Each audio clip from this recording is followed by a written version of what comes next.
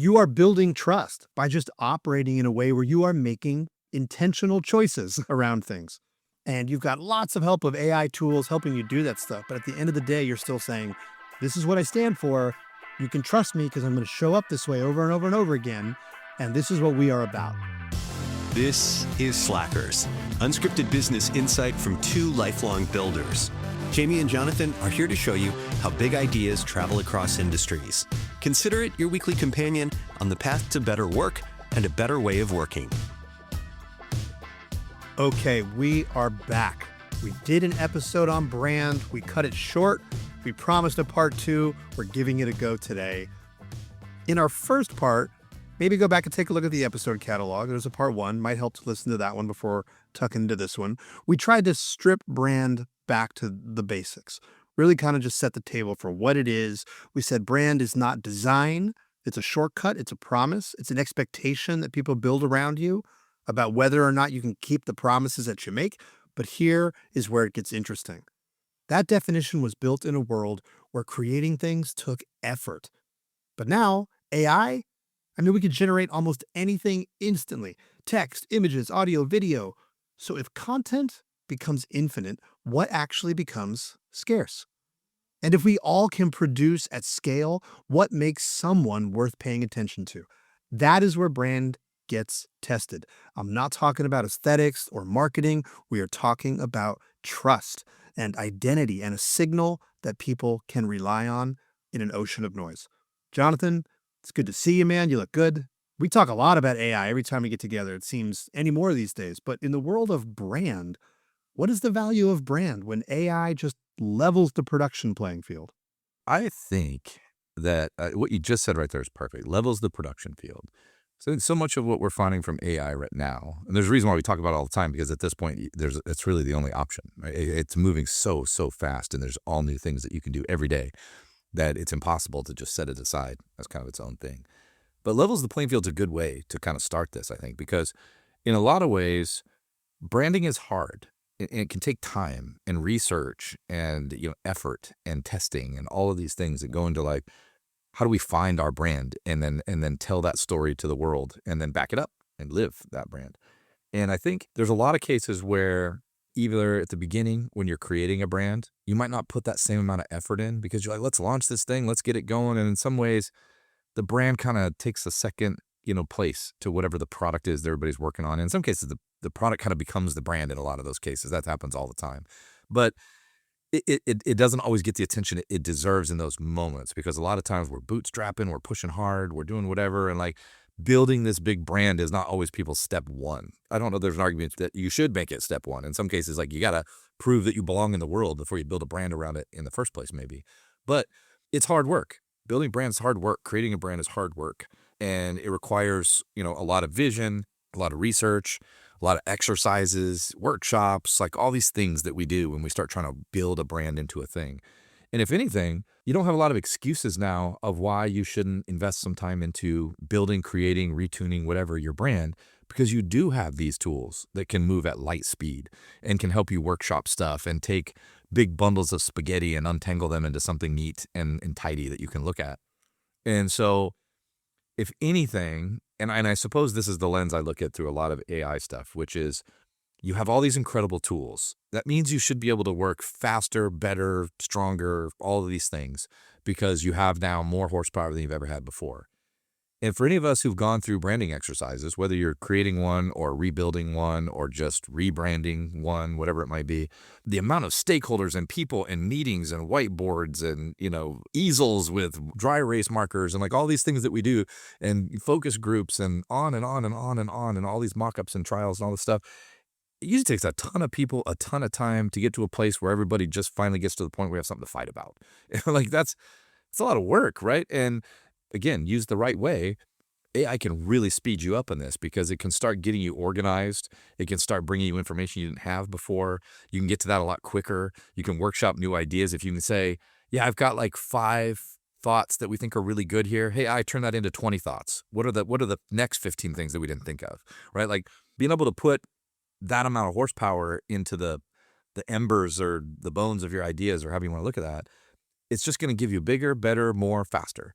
And so I think the half-empty version of this is, well, AI is just going to dilute everything because we're all going to start asking it the same questions. We're going to come up with the same brands, and we're going to get the same style logos and the same style colors and the same style vision and all this stuff, and it's going to become really homogenized, and all these cool brands aren't going to be invented anymore, or they're not going to show up or whatever. Like, that's easily the half-full thing of this, is that AI homogenizes everything. All the creativity falls down the toilet. We all look the same. The half-full version of that is the same creative people who produce all the same amazing stuff have way more horsepower at their fingertips, and they're just going to make something better than they ever did before. It's going to be done faster. It's probably more likely to be right. And if they're going through a rebranding exercise, deciding if the rebrand is necessary and then executing the rebrand if it is going to go way smoother having AI tools at your fingertips than if you didn't. I really struggle with myself in my own head at I guess grossly oversimplifying things. Like, so often I find myself spinning on this type of a topic, and I keep coming back to a place that feels almost too simple. So I second guess myself. I'm always like, well, this must be wrong. And so, for example, I just can't help but thinking that in a world where AI just increases abundance of everything, content and information and all that sort of stuff, and because of the means of production and all the things that we know, I just cannot imagine a world where the value of brand does not go up.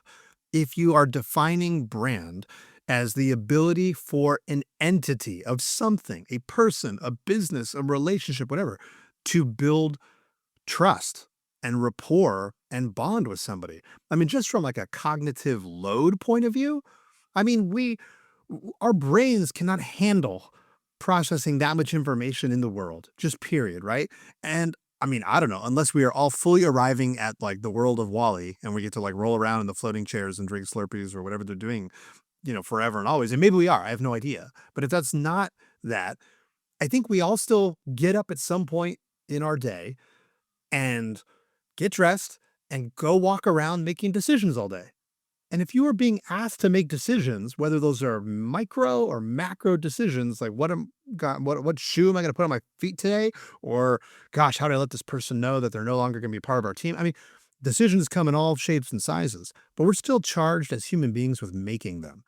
And if we are continuing to operate as humans where we have to make decisions of any type during the day, I cannot imagine that we somehow will not continue to seek mental shortcuts and relief from the cognitive load of all of those decisions.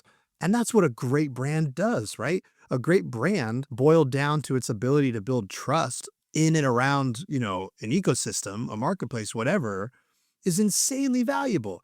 It just means, and maybe that's kind of where you were taking it, that the speed at which we can start to do the exercise and do the jobs required of us as ambassadors and stewards of brands, we're able to like compress the time to just making things and getting things out in the world and testing and learning and iterating and testing. So, I mean, that kind of compressed time, that's real. I get that.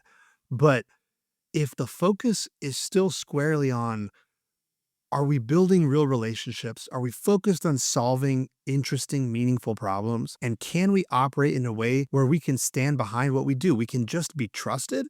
I really struggle with seeing how that will not just go up in value. And to me, that's that core brand definition we talked about, in our other episode on this topic. The compression part is one thing, right? I think when we get into AI, speed is something we can all get our heads around. It goes fast, right? Like, this is a very fast car and we can stomp our foot right to the floor and we go real fast. I don't think there's any misconceptions about the speed at which AI can operate and how it unlocks speed for us. The part that I've noticed that it's not just that. It's like not just long, but it's wide too, in the sense that we, on this road that we're on, is like suddenly I can get down the road way faster than I could before, but now there's also like 20 lanes in this road. And the value of that, and I'm butchering whatever analogy I'm trying to get at here, but what I'm trying to say is that when we get into AI, it's not just the speed at which I can get from point A to point B. It's all the options I get to consider along the way that I just didn't have the time or patience or bandwidth before that to do. And exercises that I've done in leaning into brand through a lens of AI, one thing I've noticed is you just get more options. You're not just down to like, well, these are our two best ideas, so we're going to go lean into that. Those two best ideas easily turn into 20 or 50 ideas or whatever, right? Like, you can expand the pool of what you're looking at. with AI's assistance. And now all of a sudden you might have an idea pops in there that's wholly inspired by you and the work you've done. But AI has the ability to stretch that out a lot more and be like, well, what about, option 4 and 5 here? That looks pretty interesting. And you might be like, God, you know what? That actually aligns up maybe even a little better than the top 2 things that we were looking at. Where in the narrow lens of like tighten up and run as fast as you can, you kind of get blinders on. You start really trying to focus on the thing that you've already kind of selected.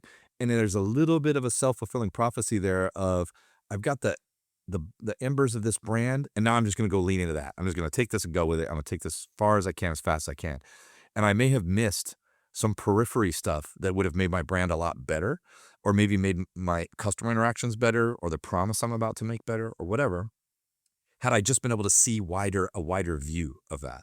So I also encourage people that, yes, use AI to speed up, but don't lose track of the fact that AI also lets you cast a much wider lens of what you're looking at, and then rapidly filtering that back down to what you want. And that's a really, really valuable piece of these tools, is it lets you assess much more information and then rapidly consolidate it back into something that you can use.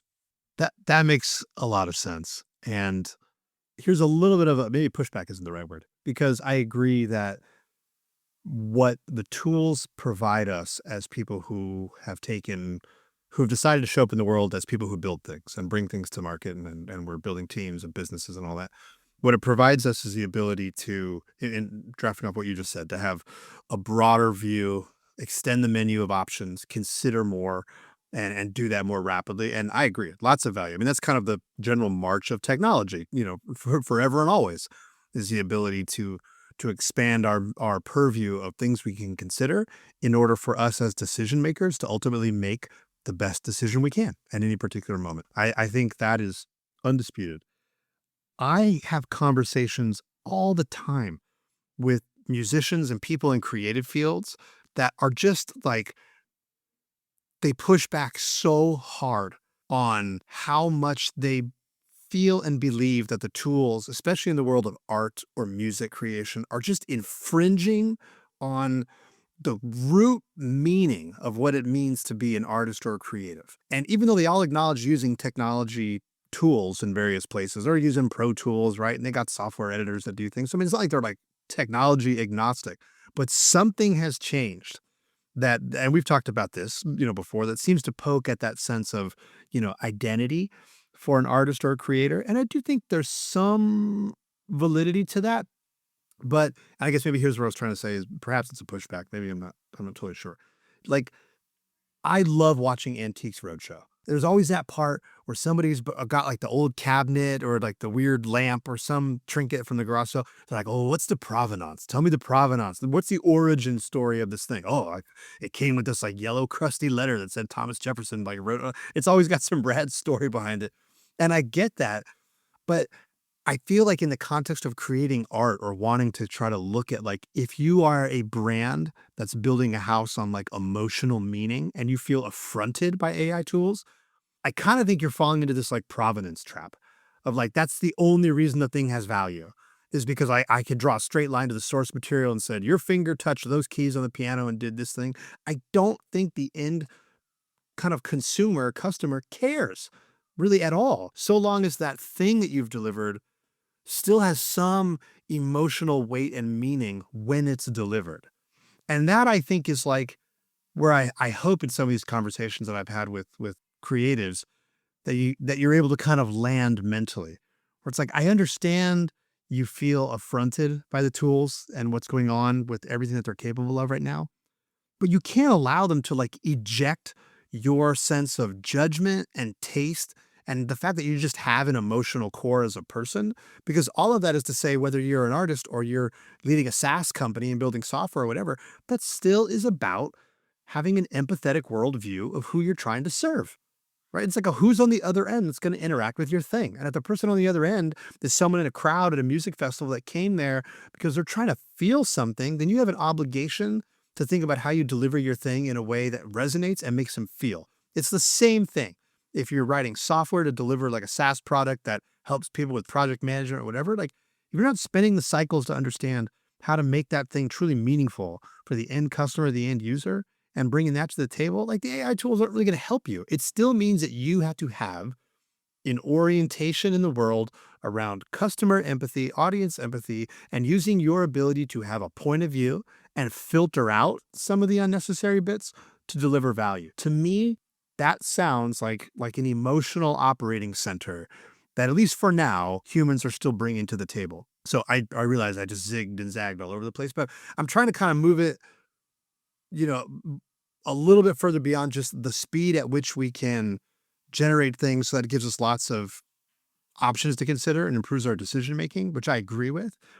And maybe to this other place where it's like the human made is not really a differentiator, is what I'm saying. Like, I don't value the thing because I didn't use AI to make it.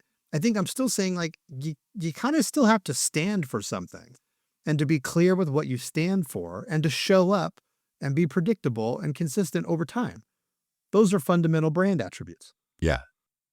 There's a couple different directions I'd like to go. I'll see if I get there. The first one, though, I think is maybe aligned with what you were just talking about.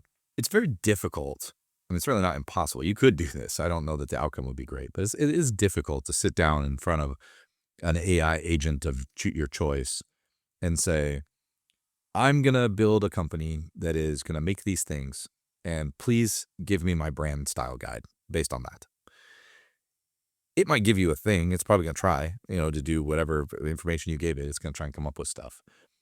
And whatever it spits out is going to be something you have to consider of, like, can I behave this way? Is this how I want to behave? Is this what we're really all about? You're going to start asking those questions. Like, is this really us?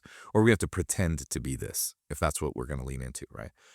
And that's where I think the human component of this still is trying to figure out, like, in a lot of ways when we work, we use the word tribe a lot too. And I love that word when you think about just groups of people, because it really conveys a lot of imagery there. But I mean, a lot of times we're just two tribes trying to work together, right? Like our tribe as a company and then our tribe as our customers are two groups of people that in theory have aligned interests, right? Like I exist to solve problems, and these people have come to me because they value that. And we align with each other on that. And the reason I'm solving that problem aligns with the reason why they want to solve it. So we feel like we fit. These guys solve the things that make my life painful. So not only do I like them, but I value them. And if they actually deliver on the promise they gave me, now I trust them too. And oh, by the way, if they have a recognizable look about them, when I see them next time, I'm going to trust them immediately. Like that's a brand.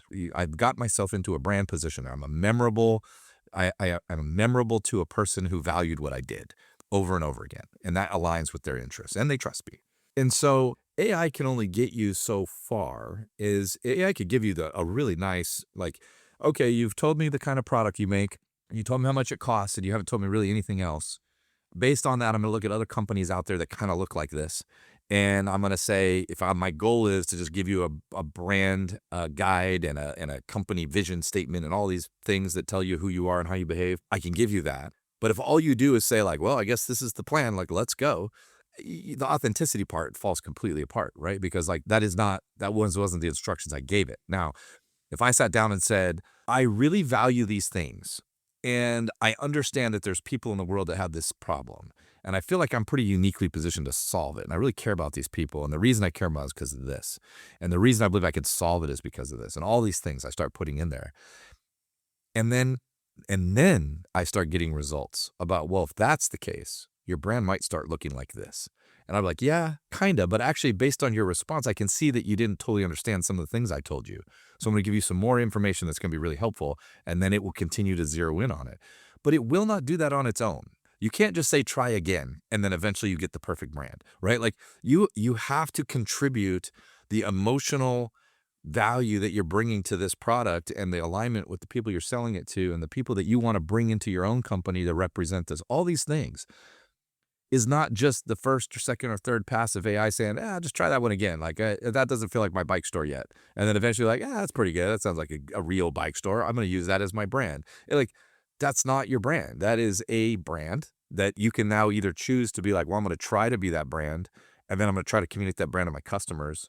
But if that's not really who you are, that's still not really the brand, right? Like it's an extension of your company or maybe your product, but but it still doesn't say anything about what you stand for or why you do it or why anybody should care or why they should trust you to do it again for them the next time. And so I think the long way around that is I don't believe that you can just sit down with a prompt and give some light information, get a brand book, and then away you go, and it's going to be great, because that's just not enough information. And it's not enough information, frankly, the same as if you go hire 3 people at an agency and they come in to try and help you build your brand, and that's all you tell them. You're still going to get a shitty brand, right? Like, because that's not enough to build a brand off of. And so we go back to like the hard work of the brand, and the hard work of the brand is like, can we walk the walk? Like we're out here talking the talk. We believe this is our brand, but do we do it? Because that's the trust part. Like pretending to be a thing and then having your customers call you out on it means you don't have a brand, right? Like you are pretending to be something that you aren't.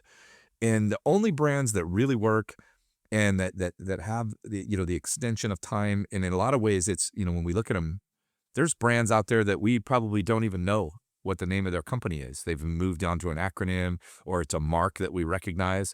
But like, how many people know what IBM really stands for?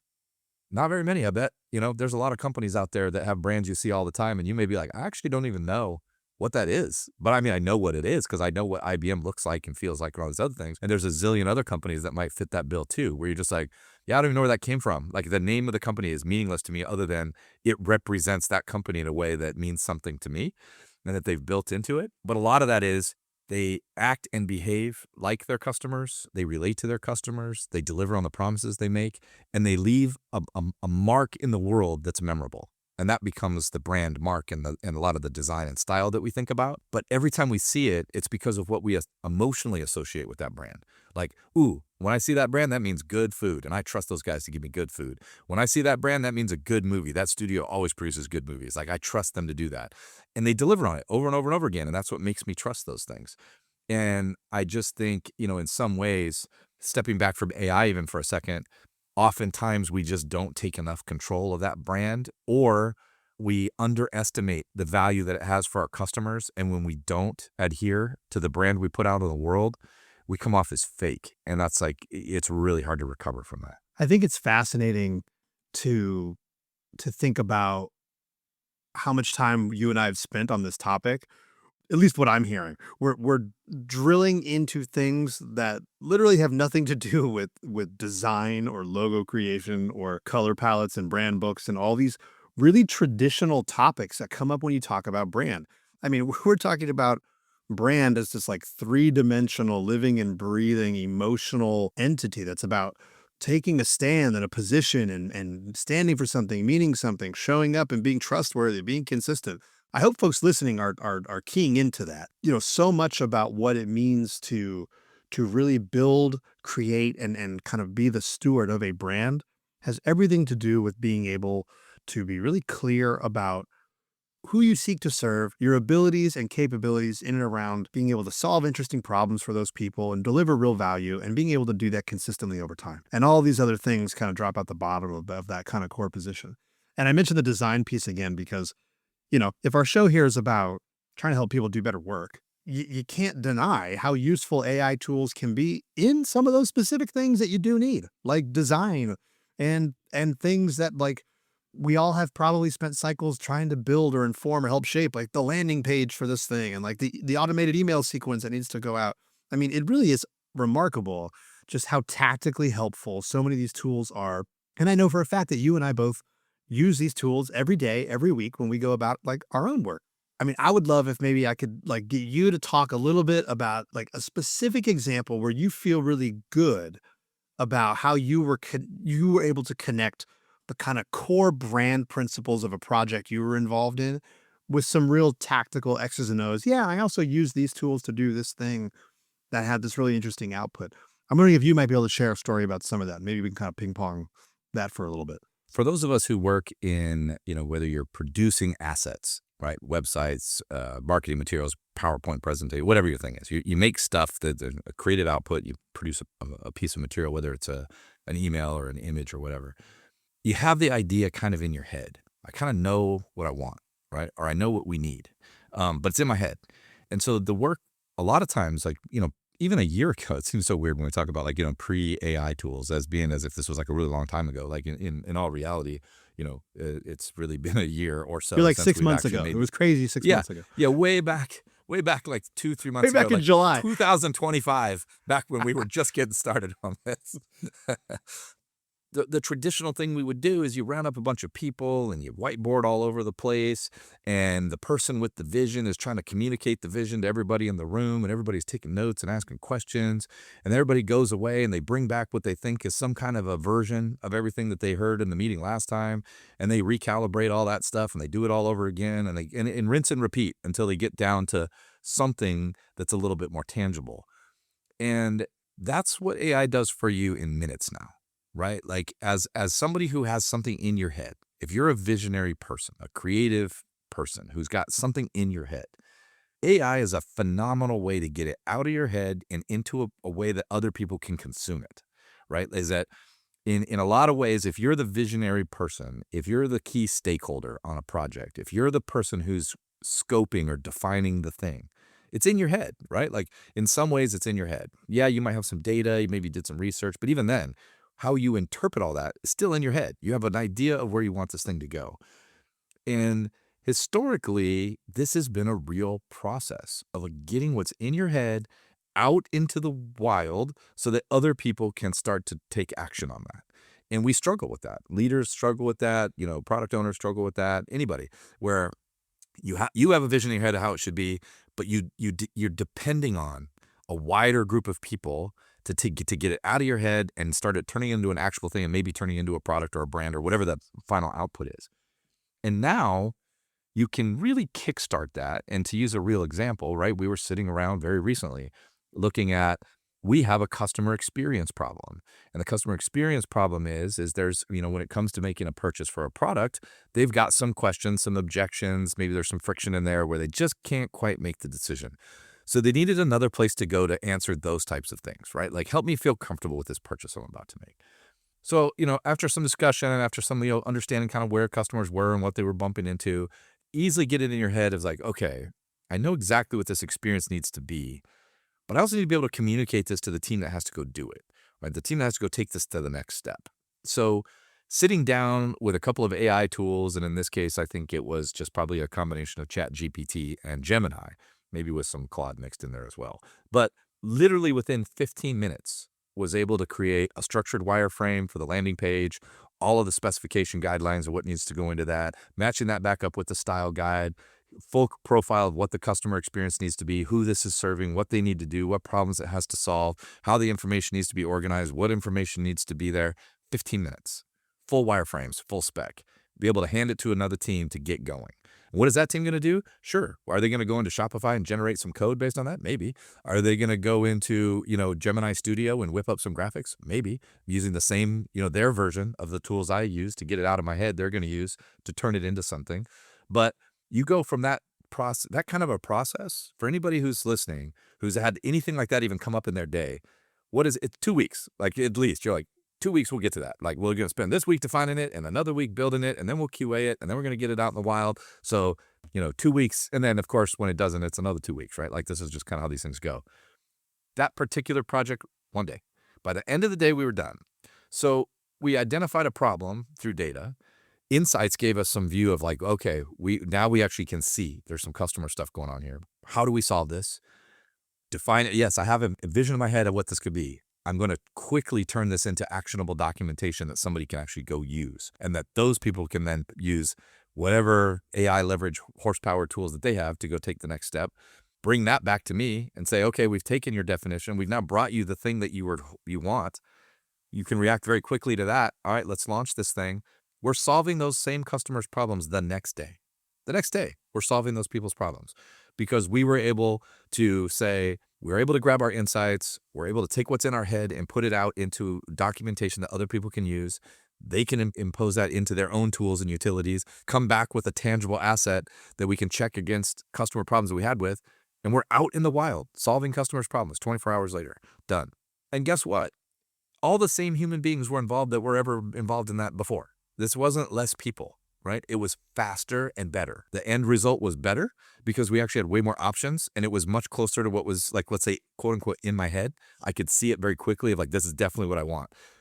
By giving a group of the team that takes it next, having clear expectations of what they're supposed to do, no ambiguity at all. They're not like, well, I wonder what this is supposed to be. No, it is very clear what it needs to be. So the definition's tight, the work gets produced, they are happy with their output, comes back to me, we review it again, we're done. And so we took something that easily would have taken weeks and did it in a 24-hour cycle. We're all very happy with the results. We feel like we got exactly where we were trying to get. The customers who are experiencing those problems are now fixed, right? We don't have to wait weeks to experience that benefit. We were able to leverage, the tools in front of us, but again, just to do it not only faster, but I would argue better, because we all had a much clearer direction. There was no mismanaged expectations. There was no misunderstandings. There was no like, oh, well, when you wrote on the whiteboard this thing, I thought you meant that. I kind of misunderstood your drawing, and I don't know if that's really what you wanted. And like, we missed out on one of the core value props that someone wrote on the other side of the whiteboard, so we didn't get that in there. Like, that stuff happens all the time. Like, anybody who's been in any of these meetings, that's exactly what happens, right? So being able to move into a mode where visionary people, creative types, can get what's out of their head and into the hands of the people who need it next, whatever that might be. It might be an AI tool, it might be a team of people, it might be whatever. But it progresses so much more quickly and with a wider set of potential outcomes. It's not just like, well, here's like the one idea I could come up with. No, I can tease that out real quick into like, turn my one idea into 10 ideas. Now let me get back to one idea. All right, now I'm going to execute that into definition that somebody can build. It's remarkable. And what happened was all the same creative folks were involved that would have been involved before. So we didn't really lose anything there. We had the ability to tease it out way quicker. So it's almost like active prototyping in real time in some ways. And able to get to a point where the work they brought back was like 98% there, not 60% there. Like, how many times you're like, all right, team, I need to build this. My whiteboard's here. I sent this email. It's got a lot of really important stuff in it. You got the spreadsheet with some information. Bring me the thing. And the team shows up. All right, everybody, we're going to do the big reveal. And they're like, you guys, I don't know. Did you just not understand at all what I was trying to say? Like, this isn't right. And what happens? The team's like, yeah, that person can never really tell us what they want. Like, we go through this every time. And then the person who did it's like, this team never understands me. I don't know if I've even got the right folks in the room, right? This is every single day in every company or across the country. This is happening in some form. That happens every day. And to be able to just cut out all that bullshit and just get to work, pretty awesome. Dude, it's like, it's so hard not to let my brain go to a place of, we're just like living in this thrash of like recalibrating our expectations about everything all over again. Like, we've all been there before, because I'm sitting here nodding my head up and down the whole time you're talking. And just, to riff a little bit about kind of real world experience, another very, very real use case for me is I will sit on sales calls with, potential clients, potential leads. I will sit in kind of introductory discovery calls with people and have really like entry-level discovery-like conversations with founders, heads of groups, whatever that might be. And just the ability to take the transcript from a conversation and get into a tool and extract insights just based on the transcript from the conversation that we just had, and uncover, what's the subtext here? What are some of the pain points really being discussed? What are the timelines really being mentioned? What are the things they've tried before? Where are the areas we could take it? And being able to just rapidly iterate and have a discussion with a thought partner as a strategic thought partner in the form of an AI tool. Oh my God, it's insanely valuable. And being able to turn right around and package up some of that stuff into deliverables. I mean, I spent a lot of time with an athletic training group who was contemplating building a real facility on the back of what had largely been an online kind of educational and kind of coaching nonprofit organization. They were really far down the path of building like a brick and mortar physical space to go do stuff. And what was so interesting is how quickly we were able to zero in on how scattered their team was around why we were doing this next thing, this next phase of the business in the first place. And people had lots of different expectations, and it made it really hard for them to do just basic fundamental things day to day about operating the business, we were rapidly able to expose those gaps, get everyone around the table and go, no, look, we said these things in this meeting. Remember, these topics were touched on. People unpacked these topics this way. It's like, oh my gosh, that's right. Like just the ability to have a thought partner in the form of an AI tool to allow people to kind of collectively come together around ideas and thoughts based on just the transcript of a discussion or a meeting or a sequence of meetings. I mean, it's unbelievable. It's remarkable. Um, but that recalibration of expectations that keeps popping up is wild to me because it feels like how my kids just cannot wrap their heads around why they can order something on Amazon and it's not there like the same day or the next day. And like that it might take longer than that. I mean, the kind of disruption that we've all felt and gone through and that resetting of our expectations around the delivery of things. I listen to you talk and I'm just going, yeah. So are we all just living through this reset on expectations? Because you said the team you worked with was still effectively the same size.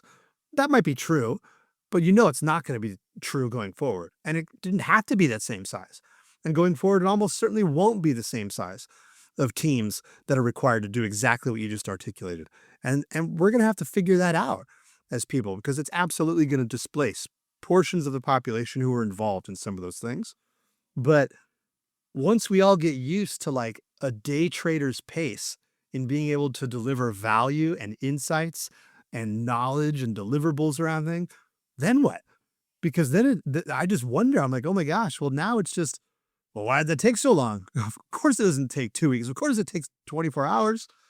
It's hard to imagine how that kind of adoption of the tool sets, especially in the hands of people who are creatively minded and can, I think, look at the world as project-based people and go, oh, you know what? I don't really have like this linear job or task. I just kind of, I take on projects. I take on projects and I see the world that way. Loads of opportunity and value. And those people are, I believe, truly going to thrive. It's going to be interesting how that recalibrates the expectations of people receiving the value on the other end and their expectation on how fast door-to-door delivery should be of the next big unlock or insight, for me by virtue of the people that I'm working with. I can't imagine those expectations go down. I would imagine those expectations for delivery go up. But the other thing that popped into my head as you were talking, and I don't know, maybe you can riff on this a bit, is it starts to feel like the skill set that should be talked about in a brand conversation. Somebody who's either trying to build a brand, be the steward of a brand, shepherd the brand through crisis and chaos and good times and bad times, is your ability to be flexible and malleable and be somewhat comfortable with being uncomfortable with these really just uncomfortable positions with the ground under your feet, being somewhat unstable for all the reasons we just articulated. That starts to go up in value too, because we know that there are people who are brand managers and owners at massive corporations with loads of layers of infrastructure and hierarchy and all that. And I think that's going to be really hard to maintain those positions, going forward. Whereas these other kind of more mentally flexible types, or just the brand that can believe and adopt a flexible, somewhat supple position in the world, seems to have a competitive advantage, I would think. Yeah, here's another version of maybe what you're describing there is like, think about, I'll pick on baseball. We love to come back to sports analogies. So I'm going to go to baseball. So for those who are not baseball fans, one of the things that's interesting about baseball with respect to like business is baseball has no salary cap. If you are a super rich person that owns a baseball team, you can pay those players whatever you want. And it doesn't matter if there's a small market team somewhere else who can't afford to do that. Too bad. It's one of the few sports that they can just spend and spend and spend and spend, and it just makes no difference. And the reason I bring that up is if you look at the team like the Los Angeles Dodgers, perennially very good. They spend tons of money. In fact, sometimes they spend more money than like many multiple teams combined, right? Is how much money they spend. So they tend to acquire really awesome players, and they make these super teams, right? One thing you touched on is like these big agencies and big brand people and some of these kinds of things. And a lot of them are in the same place because the doers at those places are really good.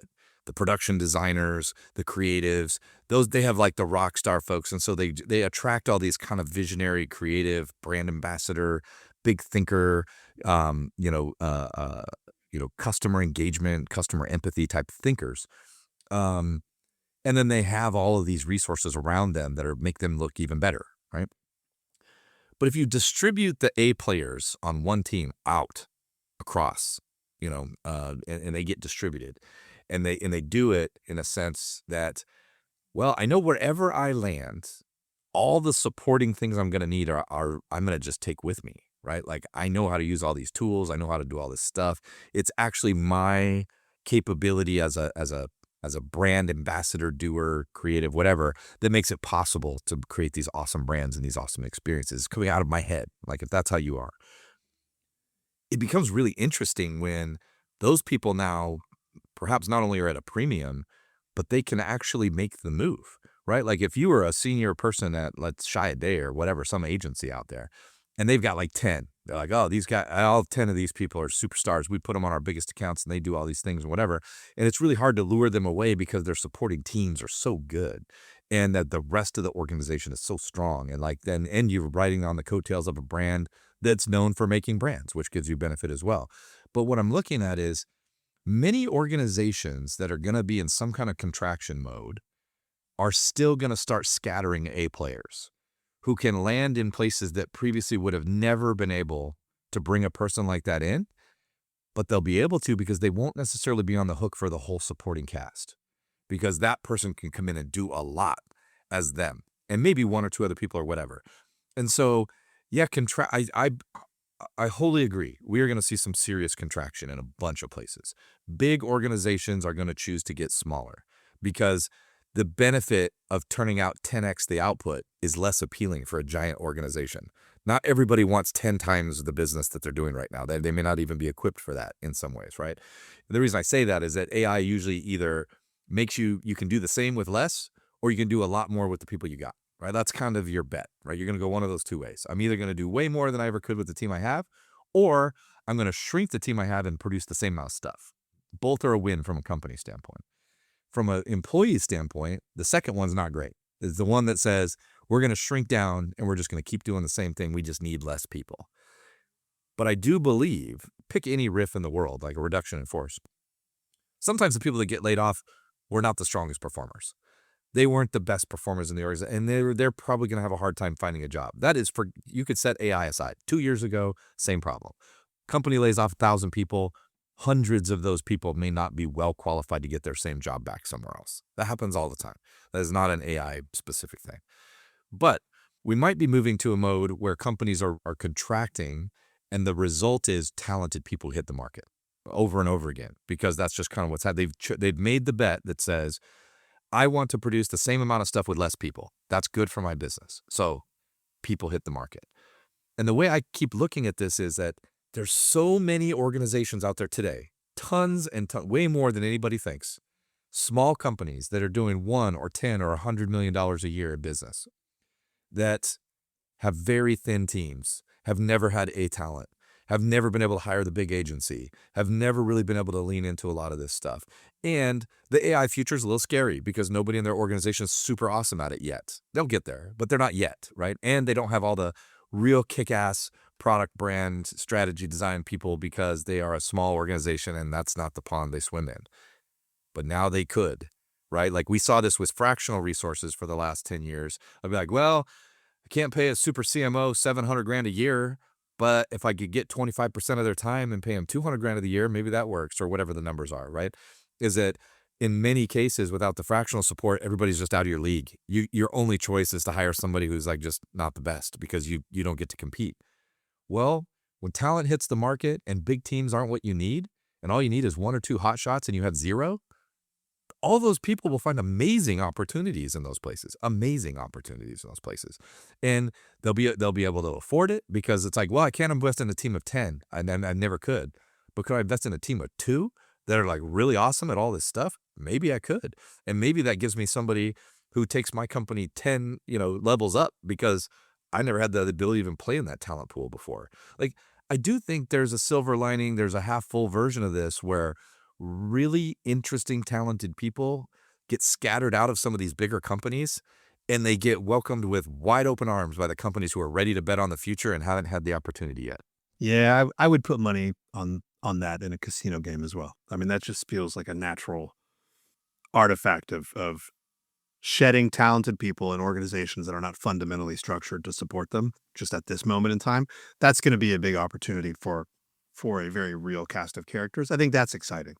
Um, to try to swing some of this back to the brand. Yeah, I'm totally gonna interrupt you, and I'm sorry, dude. I never do this, but there's one thing that comes back from that I want to put a bow on that last one, and I left one part out, which is if that scenario happens, you take strong talent and just get scattered around. The net benefit of this is what's going to happen? The brands are going to get better. The products are going to get better. The stability is going to get better. The customer engagements is going to get better because all those companies that those people will land at are doing that poorly today in almost all cases. They aren't getting the most out of what they're capable of because they typically have a lesser degree of talent, or they've got a lesser budget, or they got a small team, or whatever it is, and they're trying to punch above their weight class, but they don't really have the ingredients to do it yet. So right now, those companies, I promise, many of those companies are trying to take those people and start injecting these AI tools. Their CEOs are going, guys, we got to go AI. I'm hearing all about it. Like, we got to figure this out. And that may not be their thing, but it's becoming their thing. But you put one person on that team now that knows absolutely how to do this and the vision to go execute it. This is the benefit, right? Like, these companies are never going to be able to hire 10 times the amount of people they have today to go fight with the big Goliaths in their industry. But boy, are they going to really benefit from saying, give me one or two really strong players that I can bring in. I can afford that. They can make them really happy. They're going to transform my business in this really fundamental way. And now their customers are doing better. Their brand's doing better. Their company's doing better. They're spending essentially the same amount of money. And now they're getting them all this just wicked amount of horsepower that's getting kicked out of their organization as if it's being run by a super team. And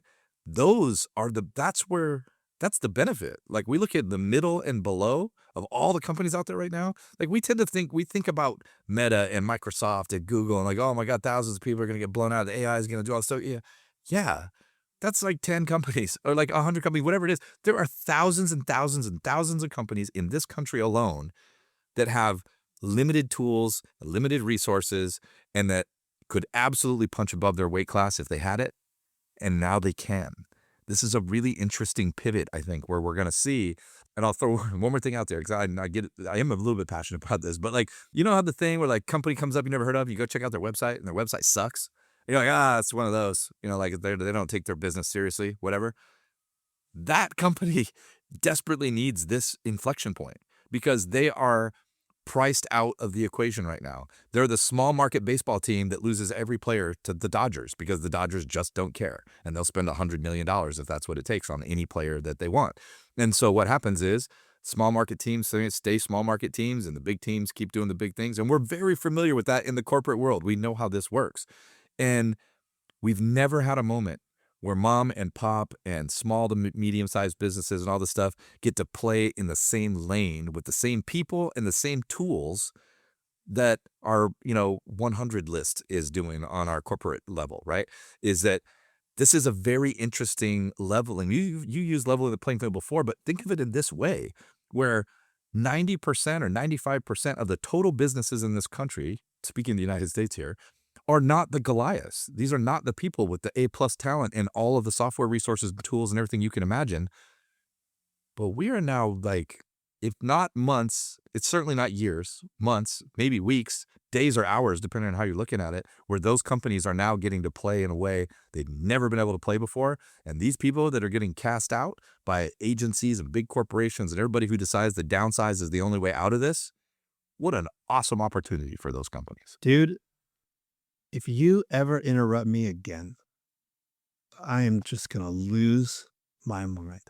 That is so off-brand for Jonathan. No, so look, I love that you had more to add to that topic because I agree. You and I spin on this topic a lot about what the future looks like for workers. It's one of the germs for this show. I mean, if we're being honest, as we talk about how you can just make work better, is thinking about that opportunity that we all have, not to just kind of go into the clouds for a second, but we can all choose to show up at our place of work, whether that's a personal project or the big company we work at or whatever. We can all choose to show up and just try to move ourselves and the work that we do towards better. That's an opportunity. I'm not saying that's why you have to do it as a person, but you and I think a lot about that. At times there's the motivations for why we do anything. If you're just doing what you do because you're trying to go make a bunch of cash, okay, and like live on a beach, I guess that's fine. I understand that, but there's certainly more on offer as a human, for how we choose to spend our time and our energy to build the things that we build and put the things out into the world that we do. And boy, what an unbelievable opportunity to just move your work and the work of the people you're connected with and our ability to bring brands into the world that solve real problems and deliver real value. We have an incredible opportunity to just do better, to just move things kind of towards better. That's amazing. That's amazing. So I agree with you. You can interrupt me all day, brother, because I am nothing if not short-winded, concise, and direct to the point. I never zigzag or veer off anywhere. Um, what I was thinking about as you were talking previously was trying to pull some of the brand attributes and components back into this conversation is, I guess it's a question, is, what value might there be when just like the finish on stuff, whether it's your content, the web page, the logo, the video clip, the audio clip, the finish on the content you're creating as a part of your marketing, as a part of your brand building, just kind of starts to have a sheen to it. Like it's the perfection, the patina that comes with AI production, the level of polish, at least as we see it today. It reminds me of, it's a Japanese term, wabi-sabi, this notion that there's beauty in imperfection, in the fact that something that is imperfect has a texture, and that texture has meaning because it speaks to us at a different kind of emotional level. I think, and I wonder about elements like that, elements about wabi-sabi, elements about the imperfection, the rough edges around our work as it perhaps has been shaped by our hands, which in many ways can still be an extension of what you're describing, where it's shaped by the ideas on our heads and the decisions we make and the kind of the judgment, meaning we chose that logo, not that logo, this picture, not that picture, like, some of that sort of stuff. But those components, those things that we don't think about maybe with our conscious mind, but it's that finish that certain things have that have an emotional impact. And those feel like brand attributes too. And I just wonder, do you think there's like an opportunity there going forward for people who choose purposely to compete in the world of brand around the world of imperfect, slightly textured? Not saying that like love us because we're not AI, but love us because we kind of feel like something that maybe you're getting starved of over here. Does that make sense?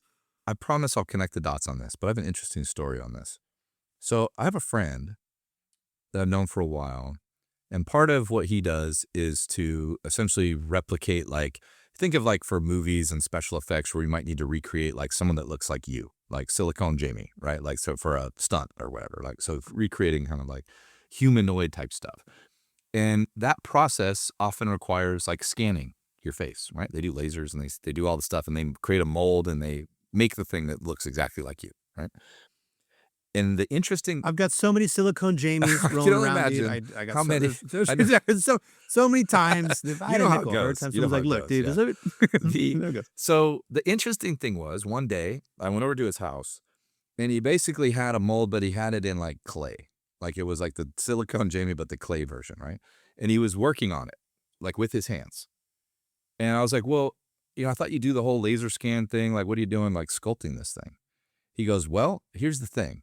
If you scan somebody's face exactly and you make a mold of that, and let's say you make an actual face with, like the whole cosmetics and everything, people aren't used to seeing asymmetry. They aren't, not in motion. So with everybody's face, like we've seen you might be seeing some of these before. If you take somebody's picture of their face, you draw a light right down the middle and you flip each half and create a different face. It looks nothing like most kids, it looks nothing like the person. Like the perfect symmetry of everyone's face on either side doesn't look anything like them or looks weirdly like someone else. And he was saying he has to go back and like change certain things about the actual face because the way people perceive it is like too perfect. It doesn't look real. It doesn't look like a person, like nobody's eyes are perfectly spaced and knows everything. It's not perfect, right? So when you see that, and especially when it's still, like not moving, like we all move around. And so like we all see like we see it when we do the show where, you'll get like a freeze frame of a video, and we always look so dumb like in these freeze frames because the still version of our face isn't always great because there's all this stuff going on. And the reason I say that is like coming back to your point where it's like a very glossy version of everything is going to start to feel like, it's been sanitized in some way, or it's overly polished or whatever, right? Like there is something to that. And I think this is maybe this is the half empty version of the path that we're all on right now, is that we talked a little bit about like homogenization of stuff where everything just kind of gets pushed to the middle a little bit. And then, with where our AI tools are steering us to what it thinks is like the version of perfect that we need to be at, right? And so we start missing some of the things, like, and maybe we pull this back, we talk about music a lot. And again, as somebody who's not a musician, I'm always amazed at how somebody can sit down and play the same piece of music and have it sound almost identical to whatever they've played it in the past. That there's so many things that happen in succession that when it sounds the same, it almost feels like unbelievable that you would be able to do that even twice in a row and have it be the same. And now my guess would be is it never is, that there's actually no way to play the same song twice exactly right, because it's going to have variance no matter what. And this is, I think, one of the interesting things about what we're facing right now is that subtle variance of whether it's emotion or it's evolution, or there's, you can think of things that come back to the ability to have things be slightly different every time you do it. There's an evolution that occurs there. Like our own bodies mutate and do all these things. You give it enough time, and because it's not exactly perfect, you're making an imperfect copy over and over and over again. Things are going to change. Things will come out different than you expect. And it happens with music and art and all kinds of things. Like there's no way you can paint the same exact picture twice in a row, and all these things as a person.